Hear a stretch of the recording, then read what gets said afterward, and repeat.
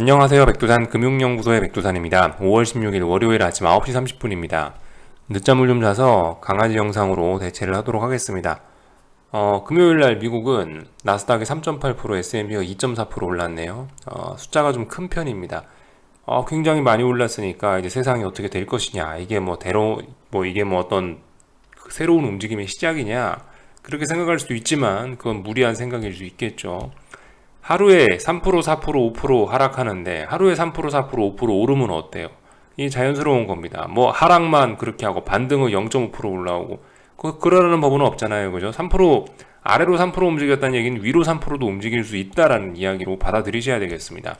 이 세상에 공짜는 없어요. 그렇게 생각하면 되실 것 같고 특별한 이슈는 없었습니다. 그죠? 보시다시피 이 정도 내용이에요. 반발 매수세 유입의 급등이라 되어 있습니다. 그러니까 특별한 재료 없었던 가운데 그냥 기술적으로 반등을 할 때가 됐었던 거죠. 금요일날 밤에 빅스 지수를 관점으로 놓고 빅스 지수의 관점에서 좀 이야기를 좀 많이 드렸었는데 빅스가 죽는 게 자연스러운 날이었다고요. 빅스가 죽으려면 지수가 반등하는 게 가장 유리하겠죠. 그러니까 일단 급반등을 했고 그러면서 여기엔 나오지 않았지만 빅스가 훅 죽어내리면서 금요일날 미국 주식시장은 어떤 이제 그 명확한 움직임을 보여준 겁니다. 지금 당장 2020년 3월과 같은 비이성적인 폭락으로 지금 당장 시장에 가진 않을 거야 라고 일단 이야기를 한 겁니다. 그리고 일단 좀 반등 혹은 뭐 하락이 쉬어간다 이런 쪽으로 방향을 잡았다라고 보시면 되겠습니다. 급락은 어렵다 이 정도 생각을 하시면 되겠죠. 빅스 지수를 보면서 이야기를 드리는 겁니다. 그림을 보여드리자면 이렇다고요. 그죠? 어젯밤에 중요하게 저항 만들어 놓고 죽었어야 될 자리에서 죽었다. 장대음봉이 나와야 될 자리에 장대음봉이 나왔다.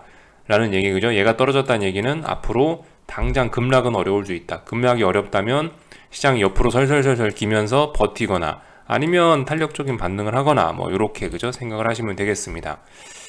요 정도 이야기를 드렸고, 근데 일단 빅스 같은 경우 이렇게 좀 급격하게 좀 죽고 있는데 이것도 뭐 말씀을 드리지만 좀 비교적 천천히 죽는 게 어떤 지수 상승에는 도움이 될 수 있습니다. 어느 구간이 좋을까요? 뭐 예를 들면은 이런 구간들 빅스가 죽더라도 말이죠. 이렇게 좀 급격하게 내려오는 구간이 있고 이렇게 좀 기울기가 좀 완만해 갖고 좀 짜불짜불 내려오는 구간이 있거든요. 빅스를 죽이고 싶으면 이렇게 짜불짜불 내려오는 구간이 이런 게 조금 더 좋을 수도 있습니다. 이런 게 좀 더 유리할 수 있다. 지수 상승을 바라보시는 분께 이런 게 유리할 수 있다라는 거. 이런 식으로 너무 급속히 죽거나 이런 거는 이 급반등을 부를 가능성이 높다라는 거. 그죠? 이 세상에 공짜가 없다고요. 늘 급하게 내려오면 급하게 올라갈 수도 있다. 천천히 내려오면 어떤 뭐 안정성 뭐 이런 거를 좀 이야기하는 것일 수 있다. 이런 관점으로 보시면 좋을 것 같아요. 근데 아무튼 최근에 좀 시장이 좀 급격하게 빅스를 좀 죽이고 있습니다. 이런 모습을 살펴봤고 지지와 저항 살펴보자면은 S&P가 최소한 제가 봤을 때 여기 어딘가를 넘어서야겠죠. S&P가 만약에 탄력적으로 반등을 더 이어나가고 싶으면 여기 어딘가를 돌파하면서 이거 돌파한 척 하면은 나 좀 탄력적으로 반등을 할 거야 라는 신호일 수 있고요. 이것도 못 넘어간다 그러면 이제 여기 저점과 여기 고점 사이에서 이렇게 박스권으로 놓을 가능성도 있겠죠. 나스닥도 갔을 겁니다. 여기 어딘가에 저항이 있네. 여기 어딘가 지난 3거래일 동안 못 넘었었잖아요. 여기서 그죠? 여기서 못 넘었었으니까 이거 넘어가면 탄력적으로 오를 수 있다. 근데 이거 못 넘어가면 결과적으로 여기 저점, 여기 고점 해가지고 박스권 나올 수도 있다. 이래도 빅스는 죽고 이래도 빅스는 죽죠. 그죠? 빅스 같은 경우는 지금 급락을 해야 올라갈 수 있는 그런 상황인데 말씀드렸다시피 일단 요런 장대 양봉, 이 금요일에 나왔던 장대 양봉 하나로 일단 시장의 어떤 폭락, 급락 가능성은 좀 많이 좀 수그러들었다. 이렇게 보시면 될 것 같습니다. 달러 인덱스 뭐 이런 것들 그 주식시장 이야기 조금 더 하자면은 그 이번 주 같은 경우는 이제 미국의 옵션 만기일이거든요. 미국 주식 그죠? 미국 주식시장 옵션 만기일인데 옵션 만기 주인데요. 옵션 만기 주는 무슨 이야기를 드렸죠? 비싼 옵션들이 외과 옵션들이 0이 된다. 그죠? 기본적인 이야기입니다. 외과 옵션들이 0이 되는데 그래서 통상적으로 프리미엄을 죽이는 경우가 굉장히 많다. 근데 보시면 지난주에 옵션 프리미엄이 싸냐 비싸냐 더 갈 거냐 안 갈 거냐에 대한 테스트를 지난주에 했는데 보시다시피 저항이 많이 누적됐고 아래로 죽기로 마음을 먹었죠, 빅스가. 근데 이제 이런 상황에서 맞이한 옵션 만기주입니다. 그러면은 제 생각엔 연속적으로 좀 더 죽긴 죽을 것 같아요. 네. 하여튼 UVXY 이런 거는 좀 조심해야 된다. 옵션 만기가 있어서라도 이 급락하기는 좀 일단 어려울 것 같다는 일단 상상을 한번 해보겠습니다. 그죠? 옵션 만기주에 옵션 프리미엄이 막 붙기가 쉽지가 않다고요. 물론 그럴 수도 있는데 통상적으로 1년에 12번의 옵션 만기주가 있는데 그 중에 한 11번 정도는 보통 이제 프리미엄을 쭉 죽인단 말이죠. 그렇게 프리미엄 죽이는 상황에서는 시장 급락이 나타나기 어려우니까 어떤 그런 뭐 평상시 그런 일이 있다라는 그런 어떤 뭐 그죠? 그런 어떤 뭐 통계적인 관점에서 통계적인 관점에서 그렇게 이야기를 일단 좀 드려봤습니다. 옵션 만기라는 거 좀 신경을 쓰셔야 되겠고 그 일정 증시 일정 이야기 했으니까 증시 일정 관련해서 조금만 좀 짚고 넘어가자면 일단 이번 주 화요일 날에 경제 지표들이 조금 중요하다고 싶은 것들이 좀 발표가 됩니다. 화요일 날이 17일이죠. 17일 날 밤에 보시면은 뭐 유로존 GDP 같은 거 1분기 GDP 이런 거 발표가 되기도 하고요. 사실 뭐 유로존이 중요한 게 아니고 화요일 날 그 소매 판매 지표가 나오는데요. 솔직히 평상시엔 소매 판매가 그렇게 중요한 지표라고 보지는 않는데, 근데 이제 지금은 인플레가 소비자들의 어떤 소비에 영향을 많이 미치는 시기이기 때문에 소매 판매 한 번씩 좀 지켜볼 필요가 있겠다라는 이야기를 드리고요. 예를 들어 소매 판매가 확 줄어들면 인플레 때문에 소비가 줄었다 이렇게 해석될 수 있기 때문에 긴축 우려가 다시 자극될 수 있다고요. 그죠? 이런 점도 생각해 봐야 되겠고, 그리고 하필 이날 화요일 날에 블라드라고 가장 그 매파 대장 있죠. 긴축 대장, 매파 대장 아저씨, 블라드 아저씨가 연설을 하고, 여기에도 그리고 파워르장도 연설을 하고, 그리고 라가르드 총재도 연설을 하니까, 하여튼 중요한 사람들이 다 나옵니다. 그래서 화요일 날 밤에 중요한 이벤트들이 좀 몰려 있다라는 거를 기억하시면 되겠고요. 미국 지표뿐만이 아니고 중국 지표도 이번 주에 몇 개가 나오는 게 있거든요. 그 중국 지표도 다 같이 보고는 넘어가자고요. 요거 보시면 되겠습니다. MLF 재발행 금리라고 해서 요게 이제 일종의 뭐 중국의 기준 금리에 해당한다.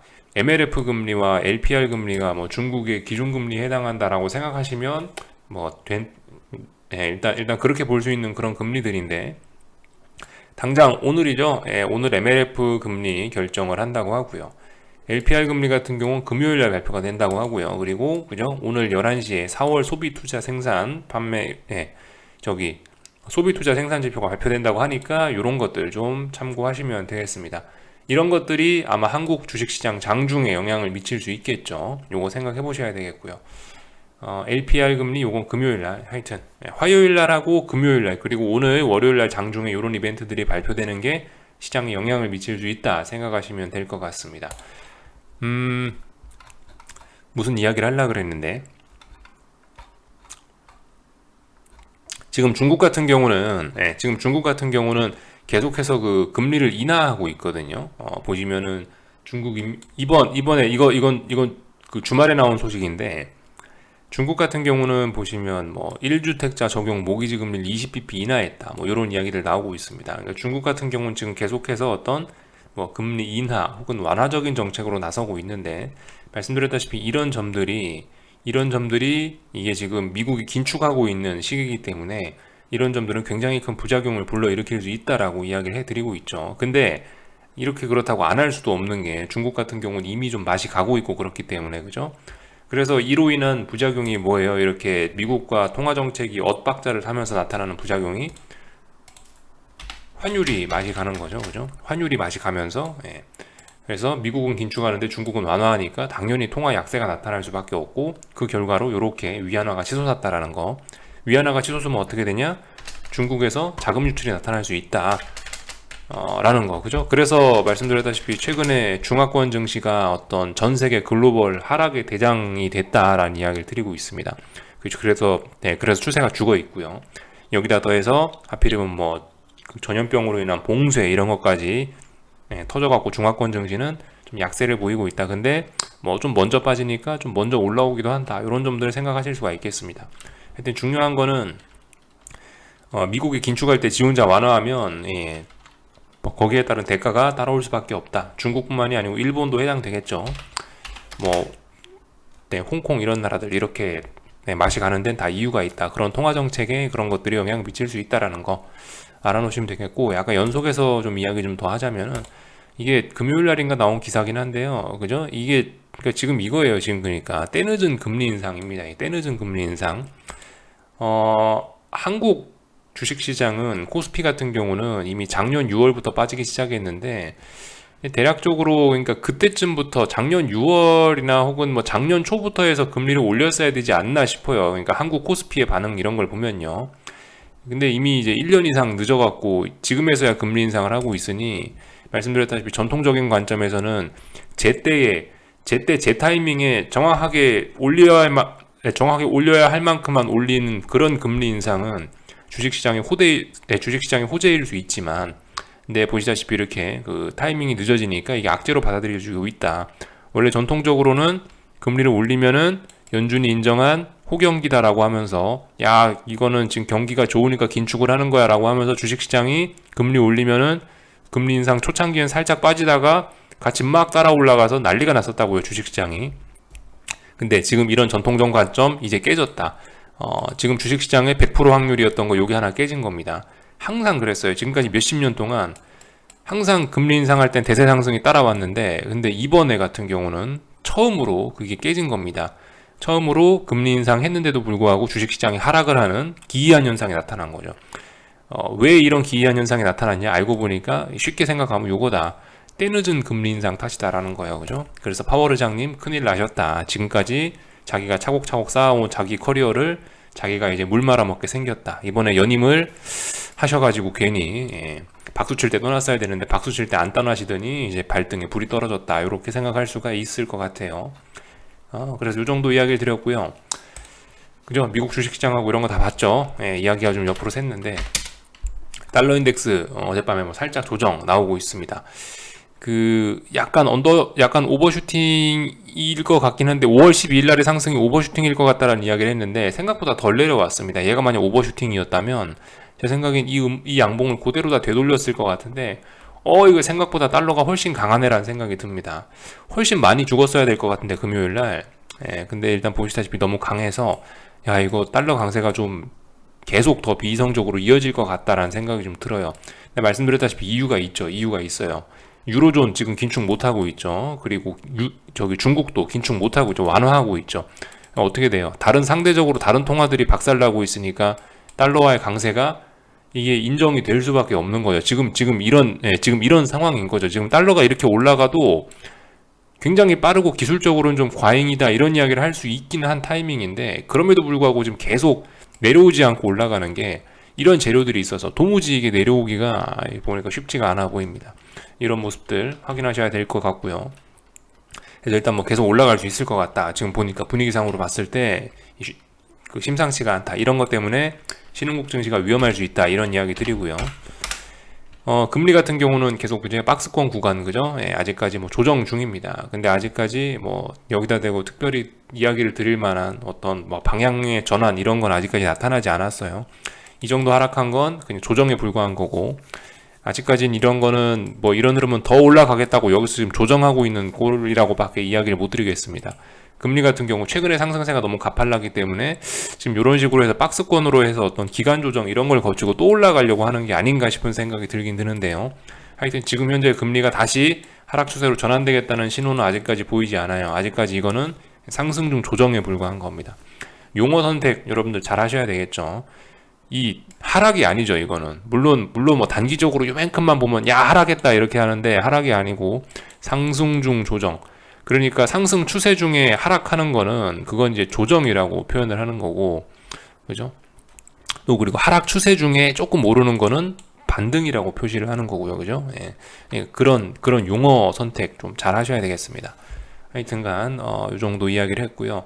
금리하고 이것저것 살펴봤고, 한국 증시 같은 경우는 어떨까요? 일단 오늘 갭상승 출발하긴 하겠네요, 그죠? 갭상승 출발했는데 일단 죄다 밀리고 있습니다. 뭐 어떻게 될지는 잘 모르겠는데 말씀드렸다시피 오늘 우리가 신경 써야 되는 건 뭐다? 중국의 지표 발표들이 있다. LPR 금리 그거 결정하고 또 그리고 뭐 중국의 뭐 그 여기저기 그 지표 발표되는 거 한 세 가지 있었죠. 그거 뭐 오전 11시니까 그거 신경 쓰자라는 이야기 드렸고요. 솔직히 한국 증시는 제가 뭐 딱히 드릴 이야기가 없습니다. 지금 뭐 한국뿐만이 아니고 미국도 그렇고 전반적으로 다 지금 그래요. 이게 타이밍이 뭐냐면은 지난주에 말씀드렸다시피 어떤 역사적인 어떤 이제 추세가 이제 죽는다. 전 세계에 겨울이 왔다. 금융시장에 겨울이 왔다라고 이야기를 할 만한 어떤 그런 중요한 신호들이 지난주에 다 나타났었다고요. 중요하게 꼭 지켜야 되는 라인을 지난주에 다 한 번씩 붕괴를 시켰단 말이죠. 근데 그것도 이 차분하게 붕괴시킨 게 아니고 이런 식으로 여기 놀다가 차분하게 붕괴시킨 게 아니고 텀벙텀벙 해가지고 이렇게 한번 푹 붕괴시켰단 말입니다. 중요한 라인에 와 있죠. 중요한 라인을 이렇게 텀벙텀벙 붕괴시키니까 대가를 치러야죠, 그죠? 다시 텀벙텀벙 올라올 수도 있는 겁니다. 잘 죽였으면 텀벙텀벙이 아니고 잘 죽였으면 다시 못 올라올 수도 있었죠. 근데 잘 죽이진 않았어요. 이게 하락이라는 게 약간의 심리적인 거, 비이성적인 면이 좀 껴있다 보니까 죽일 때 텀벙텀벙 죽여버렸어요. 이렇게. 그러니까 올라올 때도 텀벙텀벙 올라옵니다. 그래서 지금 이 중요한 라인 부근에서 제법 변동성이 큽니다. 뭐 이게 별로 중요하지 않은 저항이라면 여기 있는 이 선 부근에서 왔다 갔다 하면서 이 선을 테스트를 할 텐데 지금은 변동성이 큰 상황이라 중요한 선은 여기 있는데 뭐 왔다 갔다 하는 범위가 이렇게 넓어질 수 있어요. 이렇게 넓은 범위에서 이 라인을 테스트를 할 수가 있죠. 예. 그렇기 때문에 뭐다 굉장히 좀 여러분들이 심리적으로 흔들리기 좋은 상황이다라는 거 생각을 해보셔야 되겠고요. 변동성이 그죠 굉장히 크니까 아무래도 계좌의 평가액들이 크니까 계좌의 평가액들이 왔다 갔다 하는 게 워낙 크다 보니까 그래서 제가 말씀드리는 게 계좌 열어보지 말라고 이야기를 드리는데 근데 어쨌든 뭐 여러분들은 알아서 맨날 열어보실 거고요. 그죠 하여튼 뭐 그렇게 되는 건데 그 심리적으로 어쨌든 굉장히 영향이 클 수 있으니까 가능하면 안 보셨으면 좋겠다라는 이야기를 드리고 있고요.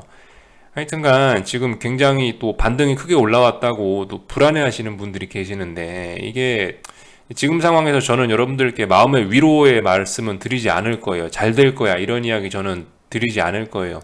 예전에는 이런 이야기를 좀 드릴 필요가 있었습니다. 예전에 상승 추세 중일 때 혹은 뭐 시장이 박스권일 때 그런 때는 제가 잘 될 거야 잘 될 거야 라고 하고 약간 약간 좀 어떤 그 위로의 말씀을 좀 드렸던 적이 있어요. 심리적으로 위안을 좀 드렸던 그런 유의 방송을 했던 때가 있습니다. 왜냐면은 시장이 상승 추세일 때 제가 이제 하락을 이야기를 했으니까요. 그때는 하락을 이야기하는 근거가 좀 희박했으니까요. 그때는 제가 이러이러한 점들 때문에 파월의 통화 정책이 잘못됐고 주식시장이 너무 비싸기 때문에 하락할 거야라고 제가 그냥 주장을 하는 거죠. 이건 주식시장에서 아직 검증받지 않은 이야기였기 때문에 이거는 이제 저의 생각을 믿고 갑시다. 뭐 약간 이런 식으로 이야기하는 뉘앙스였기 때문에 이렇게 주식시장이 상승 추세로 오고 있을 때나 혹은 주식시장이 옆으로 기어서 박스권 비추세일 때는 제가 이야기하는 하락의 근거가 명확하게 눈으로 보이는 건 없기 때문에 그래서 제가 여러분들께 어떤 위안의 말씀을 드리는 쪽으로 좀 그런 식으로 좀 진행을 하긴 했어요. 그땐 중요하죠, 그죠? 그땐 이런 구간에선 그 시장이 나의 생각을 아직 검증하지 않았을 때 그런 때는 약간 좀 그런 걸 믿고 그냥 가는 거예요. 심리적인 거 믿고 그냥 가는 거예요. 근데 지금 같은 경우는 명확하게 저의 베팅 포인트가 맞았음을 시장이 이제 증명을 해주고 있고 그대로 가고 있기 때문에 이게 이제 검증받은 아이디어이기 때문에 지금은 뭐 제가 뭐 여러분들께 잘 될 거야 이런 이야기를 할 필요가 없는 거죠. 지금은 추세대로 가고 있으니까 추세만 보세요라고 그냥 이렇게 이야기를 좀 드리고 있습니다.